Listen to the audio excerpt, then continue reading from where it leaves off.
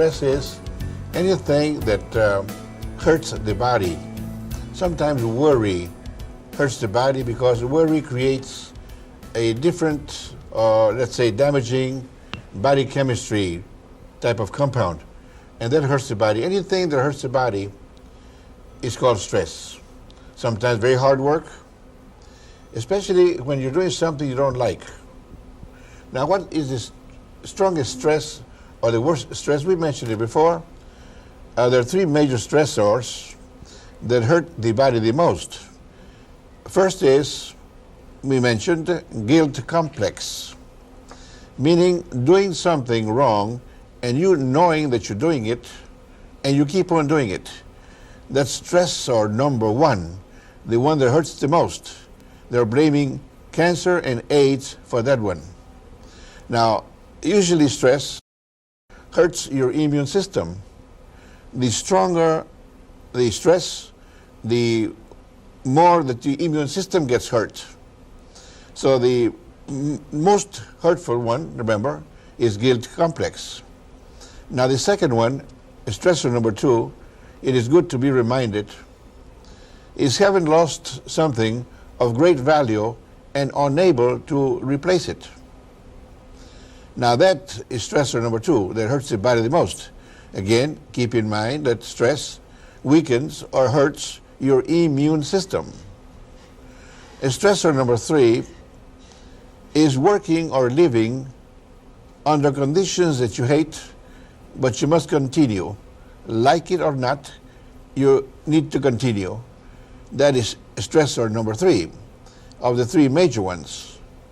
Now, keep in mind that stress hurts your immune system. It weakens it, it throws it out of control. There are minor stressors, many minor stressors, that if they are grouped together, if they come in groups, they could well equal a major one. Minor stressors such as maybe concerned or worried that you may not have the money at the time the note becomes due at the bank, or any payment such as car payments, house rent, etc. Now those are minor stressors. Sometimes they come in groups. When they do, they could equal a major stressor that also hurts your immune system. Now keep in mind, this is interesting to keep repeating, that this hurts your immune system, and the immune system is what keeps your body healthy. If that immune system weakens on you or gets out of control, even if you're an MD, a medical doctor, you're going to die as dead as anybody else, because that has to do with the cancer problem and the AIDS problem as we know of now. So we need to know how to relieve ourselves of stress or neutralize stress. What can we do? What exercises can we do? And that means mental exercises that come through mind training to be able to relieve ourselves or neutralize the stress and keep it from hurting our immune system. We also need to know how to strengthen our immune system to be able to also neutralize the effect of stress and keep our immune system strong. Now this is where the relaxation exercises that are taught through mind training are very valuable in that application. And it is said that passive distress is when you are under stress but doing something that you like to do. And negative stress is when you're doing something you do not like what you're doing. The most important thing is to learn how to neutralize stress. You don't eliminate it, but you neutralize it. You keep it from building up. The immune system is in charge of maintaining good health in your body. A strong immune system keeps you from getting sick. You see, people with strong immune systems never get sick with psychosomatic health problems. And medical science is saying, and has said, and continue to say, that more than 90% of all health problems are psychosomatic. You can imagine how healthy a person would be by not getting sick with more than 90% of the health problems cleared off. preventing those problems from taking root in their bodies by having a strong immune system.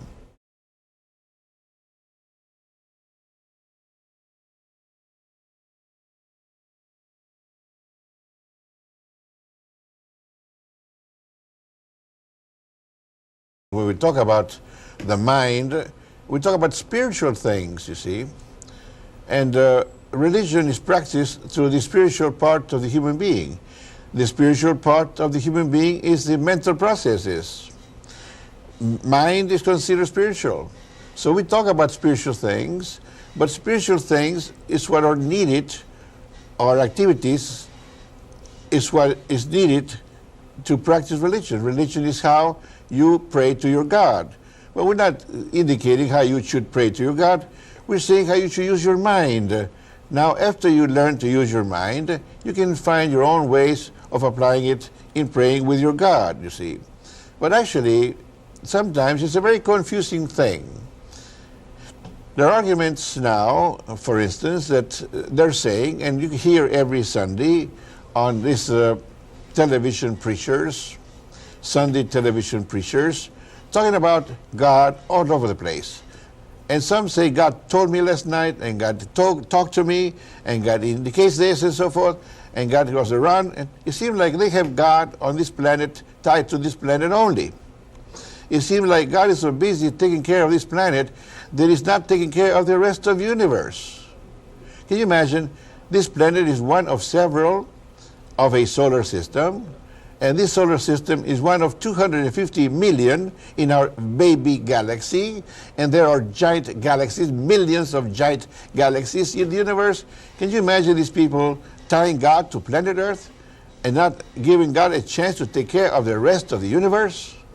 That doesn't make sense, you know. You know, sometimes you want to go by common sense, they call it. Horse sense, sometimes it's said. Well, common sense is sound judgment by the dictionary definition. Sound judgment.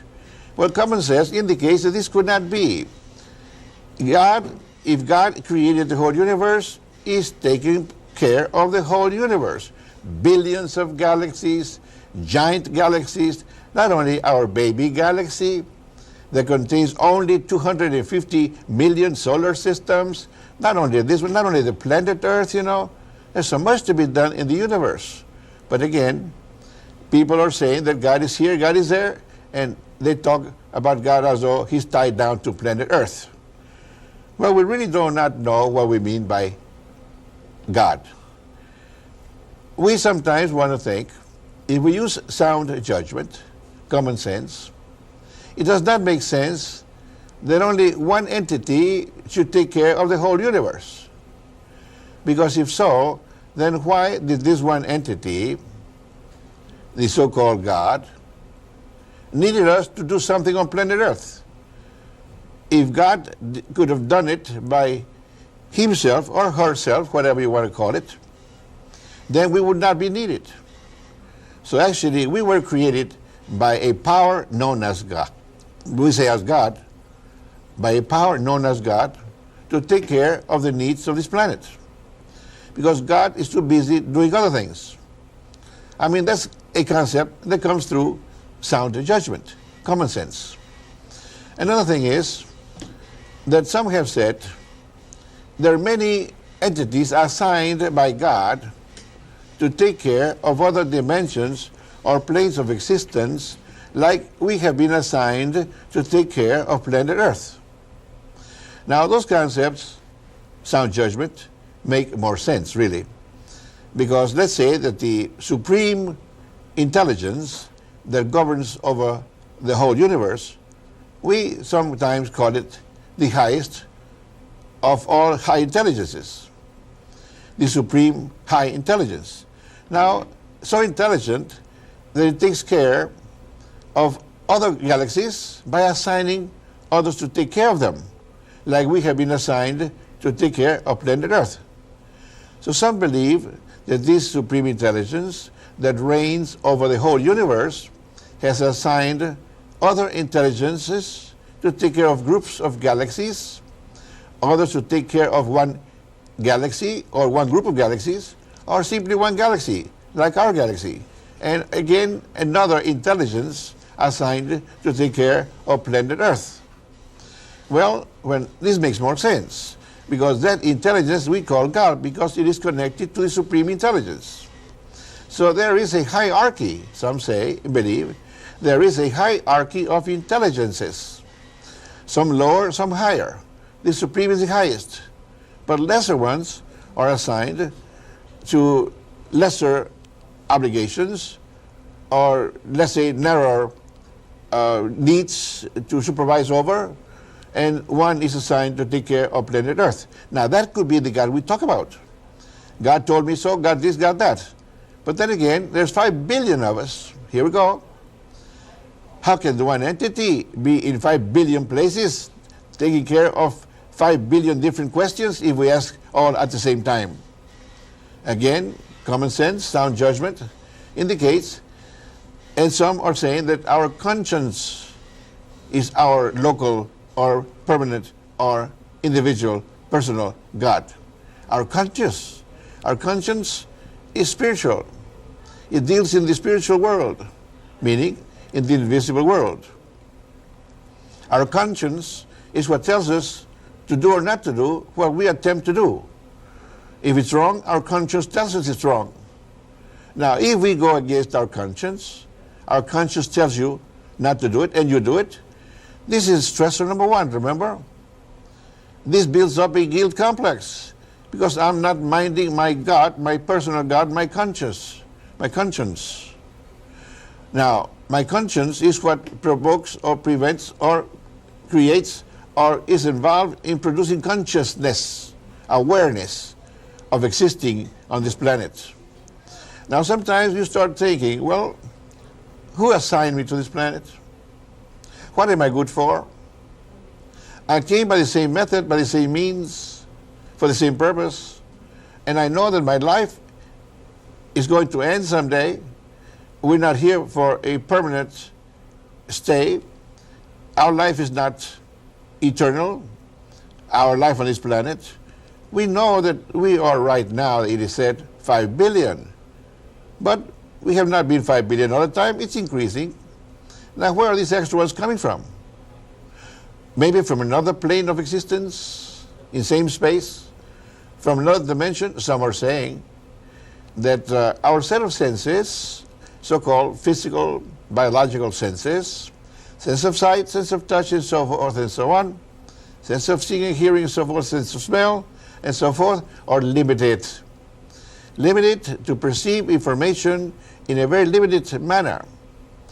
But again, let's say, for instance, that we are constructed of a certain atomic structure and able to perceive a limited range of the whole spectrum. Now, what about if other entities are here also in same space, but created of a different atomic structure? Their bodies are, their buildings are, that we cannot perceive them with our limited set of senses. They could exist in the same plane, in the same space, but actually at another dimension. So some are saying that sometimes those entities in the spiritual dimension transfer from the biological and physical dimension, and sometimes this is why we are increasing, which means if we have more on this side, we have less on the other side. If we have more on the biological, physical dimension, we have less entities in the spiritual, invisible dimension. And sometimes, big wars, for instance, when great numbers are killed, they're transferred to the other dimension. So then we will have more in the other dimension, the spiritual dimension, than we have on this physical dimension. But surely, when we are where we are, we call it the objective dimension. And when we're not, we call it the subjective dimension. So when we are on this plane of existence, say it or call it on this side, we say on the objective dimension, and when we're not, the spiritual is called the subjective. But when we are there in the subjective, we call that the objective, and this one the subjective, because we would not be on this one and be in the other one. Now these are concepts that are coming through sound judgment called common sense, and commonly called sometimes horse sense. So then, we need to look into a hierarchy of intelligences connected to the supreme God, or the supreme intelligence, the highest of all, that reigns over the whole universe. But anybody who is connected to that hierarchy is called God also. So regardless at what level, it's God. At any rate, the name is God. To those intelligences assigned or connected to reign over groups of galaxies, or intelligences assigned to reign over one group, not groups, one group of galaxies, and others assigned to reign over one galaxy, then again to one planet, then again to each one of us. So our conscience, we start with that. Our conscience is the connection to God. Our conscience tells you to do or not to do what you're supposed or not supposed to do. If you do it without your consciousness permission, or your conscious permission, then you are going to develop stress, and you're going to hurt your immune system, and before long, you will not be needed on this planet because you need to move on. You have not learned your lesson. So you see why sometimes we need to talk a little bit about spiritual concepts. We're talking about spiritual things, not religions. Religion is how you pray to your God. How do you pray to your conscience? How do you pray to this God that you think or believe is on this planet, or assigned to this planet, or the one that's assigned to the galaxy, or the one that's assigned to other galaxies? But why must you pray to the one assigned to the galaxy when you are not in another solar system, you are in this solar system? You want to pray to the one assigned to the solar system. You want to pray to the one assigned to this planet of the solar system.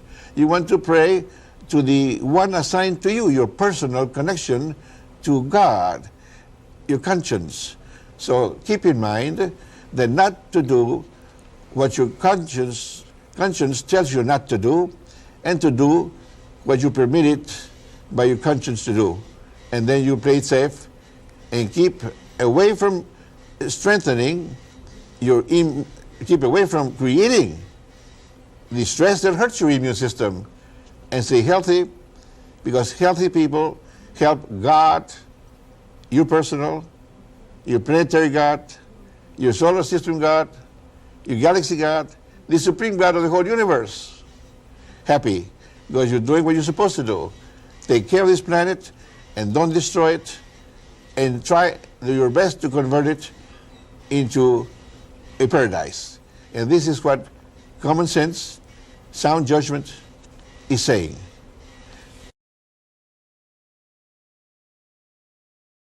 We have stated and we have indicated the first thing to do is learn to control your mind, to be able to calm down your body, have your mind control your body, to ask to relax your body, to learn to relax your mind, to be able to slow down your brain frequencies.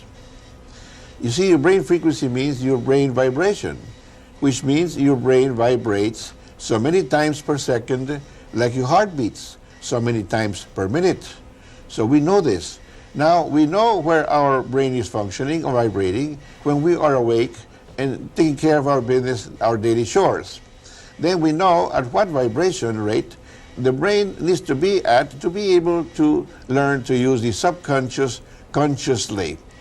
So in order to do this, we must learn to relax our mind, relax our body, to slow down our brain activity to the level where we will start then learning how to transfer that consciousness to your right brain hemisphere.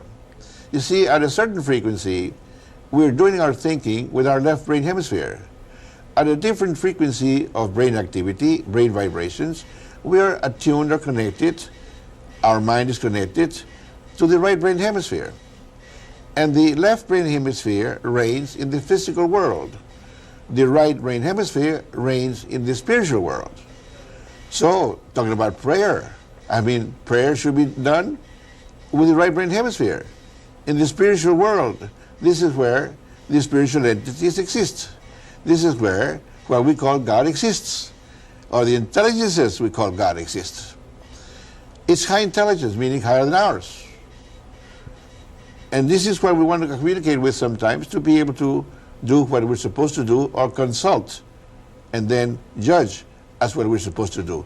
So the first thing to do is learn to relax our body, learn to relax our mind, learn to slow down our brain vibrations and frequencies to where the connection is to the right brain hemisphere. Meaning, we need to learn to visualize and imagine with the left brain hemisphere just where we are.